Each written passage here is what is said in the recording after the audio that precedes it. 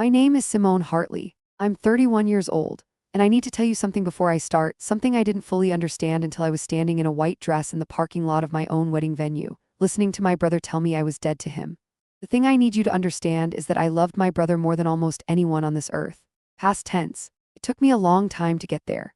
My brother's name is Derek. He's 3 years older than me, which made him 22 when our parents divorced and everything in our family quietly fell apart. I was 19. I was a freshman in college on a partial scholarship, working 2 campus jobs, sending whatever I could scrape together back home because our mother had just been diagnosed with MS, and our father had moved to Phoenix with a woman neither of us had ever met. Derek was supposed to be the one who handled things. He was older. He was already working, he had a job at a logistics company, decent salary for his age, full benefits. He was supposed to be fine. He was not fine. He lost the logistics job 8 months after the divorce. I never got the full story, something about a restructuring, something about attitude, the details shifted every time he told it. He moved back into our mother's house in Cincinnati. He said it was temporary. He said he just needed a few months to. That was 11 years ago. I don't say that to be cruel. I say it because it's true and because the truth is the whole point of this story. I graduated college in 4 years despite everything. I moved to Indianapolis for a job in healthcare administration, entry level, nothing glamorous, but it was mine and it was a start. I shared an apartment with 2 roommates for the first 2 years. I ate a lot of pasta. I called my mother every Sunday and I called Derek every couple of weeks and I sent money home whenever I could. When I was 24, I got a raise and moved into my own apartment. Nothing fancy, 1 bedroom, 3rd floor, a parking lot view, but mine. My name on the lease, my furniture, my dishes. That was the year Derek called me and asked if I could help with rent. He said it was temporary. He just missed a couple of months, the job he'd been counting on had fallen through, he just needed a bridge until he got back on his feet. I said yes. I sent him $800. The following month he called again. He'd found a better apartment, nicer neighborhood, safer for him to come and go for job interviews. The rent was $1,100. Could I help just until he got settled? I said yes. I sent him $1,100. I want to be honest about why I kept saying yes, because it wasn't just guilt and it wasn't just love, though it was both of those things. It was also something harder to name. The feeling that if I stopped, if I said no, then something would happen to Derek that I would never be able to unknow. That his life would collapse in a way that would become my fault by default, simply because I had the power to prevent it and chose not to. That logic kept me sending money for 3 years. $1,100 a month every month for 36 months. I never missed a payment. I was more reliable about his rent than I was about my own. I told almost no one. I mentioned it once to my closest friend Maya, who had known me since college. She listened carefully and then said very gently, "Does Derek know what this is costing you?" I said I thought he understood. She didn't push it, but she remembered. The other person who knew was my mother. She knew because Derek had told her, framed as evidence that his sister was generous and that the family was supporting each other through a hard time. She called me once to thank me. She said she was proud of how we were looking out for each other. She didn't know that the looking out was entirely one direction. I met my fiancé Thomas when I was 27. He was in pharmaceutical sales, calm and steady and funny in a quiet way that snuck up on you. We dated for a year before I told him about Derek. I laid it out plainly, the monthly payments, the amount, how long it had been going on. Thomas was quiet for a long moment. "Does he pay you back?" he asked. "Not yet, he's still getting established." "Simone, 3 years, I know. Does he know how much it's totaled?" I had never added it up in front of anyone. I did it then on a notepad on the kitchen counter. 36 months at $1,100. $39,600. Thomas looked at the number for a long time. "Okay," he said finally. "What do you want to do?" That was the moment I knew I was going to marry him. Not because he didn't push, but because he understood that this was my decision to make. What I decided was to talk to Derek. I called him on a Sunday evening and told him I needed to have a real conversation about the arrangement. I told him Thomas and I were getting serious, that we were starting to think about a future together, that I needed to start making different financial decisions. Derek was quiet for a moment. Then he said, "So you're choosing him over your family?" "That's not what I said. That's what you mean." "Derek, I've been paying your rent for 3 years. I need you to start working toward covering it yourself. I'm not cutting you off immediately. I'm giving you notice. 6 months. Said he needed more time. I said 6 months was generous. He said I was being selfish. I said I loved him and I'd talk to him soon, and I hung up. He didn't call back for 2 months. When he did, it was to tell me he'd found a job. A real one this time, warehouse management, decent pay, opportunity to move up. He sounded better than he had in years. Lighter. I told him I was genuinely happy for him. I meant it. He said he'd be able to. I said that was perfect. That worked with my timeline. We had a good conversation. It felt, for the first time in years, like I was talking to my brother rather than a problem I was trying to solve. I should have known it wouldn't last. Thomas proposed in November. We set the date for the following August, a small venue outside Indianapolis, maybe 80 guests, nothing extravagant. I asked Derek to walk me down the aisle with my mother. He said yes. He seemed genuinely. For 6 months, everything was fine. Then in February, 6 months before the wedding, Derek called. The warehouse job had ended. He didn't go into detail, it just hadn't worked out. He'd found an apartment he really liked, better location, fresh start. The rent was $1,200. Could I help just for a couple of months while he sorted things out? I sat on the edge of my bed and held the phone and felt something go very flat inside me. Derek, I said. It's just temporary. It was temporary 3 years ago. I thought you wanted to help your family. I have been helping. For 3 years I have been helping. Thomas and I are getting married in 6 months. I have a wedding to pay for. I have a life I'm trying to build. Right, he said. Your new life, with your new family, I get it. That's not fair. Neither is abandoning your brother. I did not agree to pay the rent. He did not speak to me for 4 months. My mother called twice during those 4 months to tell me Derek was struggling. She didn't ask me directly to send money. She was more careful than that, but the implication was clear. I told her I loved Derek and I wanted him to be okay and I was not sending more money. She said she understood. Her voice said something different. 2 weeks before the wedding, Derek called. He said he wanted to come. He said he was sorry for how he'd handled the conversation. He said he wanted to be there for me. I said I wanted him there too. I meant it completely. He flew in the Thursday before the Saturday wedding. He was thinner than I remembered and there were circles under his eyes, but he hugged me at the airport and it felt real. We had dinner with Thomas and his family that night and Derek was charming and funny and the version of himself I'd grown up loving. I thought, maybe we're going to be okay. I was wrong. The morning of the wedding, I was in the bridal suite getting ready with Maya and 2 of my closest friends when there was a knock at the door. It was Thomas's younger sister, looking uncomfortable.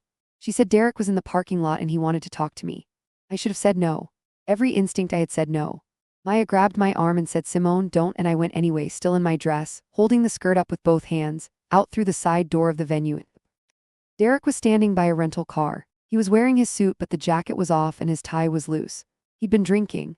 Not heavily, not falling down drunk, but enough that his eyes were slightly unfocused and his voice had that particular flatness that meant he did just enough to feel certain about everything. I need to talk to you about something, he said. Derek, the ceremony starts in 40 minutes. I know when it starts. I need you to hear me. I stood there in my wedding dress in a parking lot and I waited. I've been thinking, he said, about everything you said, about the money, about how you've been helping and now you're not. He paused, and I've decided you're right. Something about the way he said it made me go still. I've decided you're right, that it's time for things to change. Because I've been carrying this family for years and nobody sees it. I've been there for Mom. I've been the one who stayed. You went off and built your little life, and now you're marrying someone and acting like you've done everything right. Derek, I gave up things too, Simone. I gave up opportunities. I stayed so Mom wouldn't be alone, and you never once acknowledged that. And now you're cutting me off and getting married, and I'm supposed to smile and walk you down the aisle like everything is fine. I would like you to walk me down the aisle, I said quietly. That's why I asked you. I'm not going to. The words landed like something physical. What? I'm not doing it. I'm not going to stand up there and pretend this family is something it's not. He looked at me with an expression I had never seen on his face before, not anger, not exactly, but something harder, something final. As far as I'm concerned, after today we're done. You made your choice, you're dead to me. I stood in that parking lot for a long moment. The sun was already warm. I could hear music starting inside the venue. Somewhere behind me, a door opened and closed. I thought about $39,600. I thought about $1,100 a month for 36 months without a single missed payment. I thought about every Sunday phone call, every conversation where I asked how the job search was going, every time I said yes when I needed to say no. And then I thought about Maya, who was standing just inside the side door watching me through the glass, who had known me for 12 years, who had asked once if Derek understood what this was costing me. I turned around and walked back inside. Maya met me at the door. Are you okay? She asked. I'm getting married in 38 minutes, I said. Can you find someone to walk me down the aisle? She looked at me for 1 second, then she said, Your Uncle Dave. Then let's go. Thomas's face when I came through those doors was the only thing that mattered to me in that moment. He looked at me the way he always looked at me, like I was the only person in the room and whatever was left of the parking lot conversation dissolved somewhere behind me. My Uncle David walked me down the aisle. We got married. It was a good wedding. It was a genuinely good day. Derek left before the reception started. I found out later from my mother that he'd gone back to his hotel, checked out early, and flown home that evening. He didn't say goodbye to anyone. My mother called me 3 days later while Thomas and I were on our honeymoon in Portugal. I let it go to voicemail. She left a message asking if I'd heard from Derek and saying she hoped we could all work things out when we got home. I listened to it sitting on a hotel balcony overlooking the water, Thomas asleep behind me in the room, and I felt something I hadn't expected to feel. Not anger, not grief exactly, relief. The kind of relief that comes when something you've been holding for a very long time finally falls out of your hands and you realize how heavy it was. When we got home, I sat down with Thomas and I told him I needed to do something I should have done a long time ago. I listed every payment I had made to Derek, date, amount, running total. I went back through 3 years of bank statements to make sure I had everything. The final number was $39,600. I printed it out. I put it in a folder. Then I called a family attorney named Patricia Voss, who a colleague had recommended, and I asked her what my options were. She asked me what documentation I had of the payments. I told her I had 3 years of bank transfers, all labeled with Derek's name, all sent to the same account. She asked if there had ever been any written agreement, a loan document, a text message where Derek acknowledged he would repay me. I went back through my texts, 3 years of messages, and there, 8 months in, was a text from Derek that read, "I'll pay you back every cent once I get stable, I promise. You're the only one who's ever believed in me." Patricia read it when I forwarded it. "That's promissory language," she said. "It's not a formal contract, but it establishes intent to repay. Combined with the transfer records, you have a case for small claims or civil court depending on the amount." The amount was above small claims limit in Indiana. She said we could proceed in civil court. I thought about it for 2 weeks. I talked to Thomas. I talked to Maya. I even talked to my mother, who went very quiet when I explained the full picture, the total amount, the years, the text message. "I didn't know it was that much," she said. "I know, Mom. He never told me it was that much." "I know." She was quiet for a long moment. "What are you going to do?" "I'm going to give him a chance to respond first," I said, "before I do anything official." I sent Derek a letter. Not an email, not a text. A physical letter, sent certified mail, with a copy of the spreadsheet and a copy of his text message. I told him I was not trying to destroy him. I told him I was not doing this out of anger. I told him I had documentation of every payment and legal counsel advising me that I had standing to pursue repayment, and that I would prefer to resolve this between us before it went anywhere official. I gave him 30 days to respond. His voice was different, smaller. The certainty that had been in it in that parking lot was gone. "I didn't know you'd kept track," he said. "I keep track of everything, Derek. I didn't realize it was that much." $39,600 over 3 years. He was quiet. "I don't have that," he said. "I know you don't have all of it. I'm not asking for all of it at once. I'm asking for a payment plan, something in writing, something that acknowledges what happened." "Asked me why I was doing this," I said. "Because you stood in a parking lot on my wedding day and told me I was dead to you, after 3 years and $39,000, and I think you deserve to understand what that actually cost." There was a long silence. "I was drunk," he said. "I know. I didn't mean it. Maybe not, but you said it and I can't unhear it." We worked out a repayment agreement through Patricia's office. Derek agreed. It would take years. I knew going in that he might not follow through, that I might have to pursue it further, that the money was almost secondary to the point. The point was that I said it out loud. The point was that it existed on paper. The point was that for the first time in 11 years there was a document that said, "This happened, this is what it was worth, and it matters." Derek has made 8 payments so far. He hasn't missed one. We don't talk. My mother tells me he's working again, something in inventory management, nothing glamorous but steady. I'm glad, I genuinely am. My mother and I have a different relationship now, harder in some ways, more honest in others. She told me recently that she wished she had said something sooner, that she had noticed but hadn't known how to intervene without making things worse. I told her I understood. I think I do. Thomas and I bought a house last spring. 3 bedrooms, a yard, a kitchen that smells like fresh paint because we redid the cabinets ourselves over a long weekend and got paint everywhere and laughed about it for days. It is, without question, the best place I have ever lived. There is a spreadsheet saved on my laptop that I haven't opened in months. I don't need to look at it anymore. I know what it says. What I also know now, what I needed 31 years and a parking lot confrontation to finally understand, is this: love is not the same as obligation. Loyalty is not the same as silence. And being someone's family does not give them the right to take from you without limit and call it connection. I loved my brother. In some version of the word, I still do. But love without honesty is just a habit. And I am done with habits that cost me everything while I am 31 years old. I am married. I own a home. And for the first time in my adult life, every dollar I earn stays exactly where I put it. There is one more thing I want to say, something I've thought about a lot in the months since all of this happened. People ask me sometimes if I regret helping Derek. If I wish I had said no sooner, kept the money, protected myself from the beginning. The honest answer is no, not because the money didn't matter. It did. $39,000 is not nothing. It's a down payment, it's a year of savings, it's the kind of number that takes years to rebuild when you're doing it alone.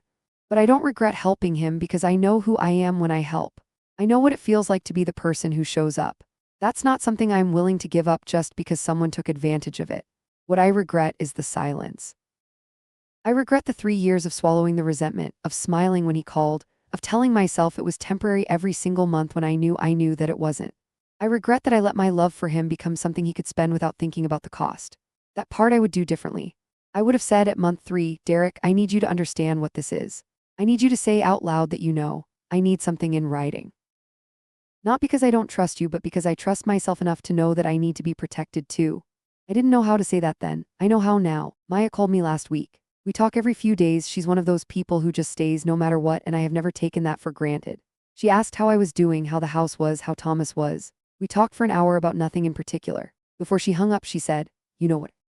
That conversation in the parking lot, you in your dress, walking back inside. I think about it too," I said. "You look so calm," she said. "I don't know how you were that calm." I thought about it for a second. I wasn't calm, I told her. I just knew what I was walking back to. And that, I think, is the whole story, not the money, not the legal agreement, not even the parking lot. It's knowing what you're walking back to. It's building something worth walking back to. Thomas and I did that together. And no amount of money, no brother's silence, no parking lot ultimatum was ever going to take me away from it.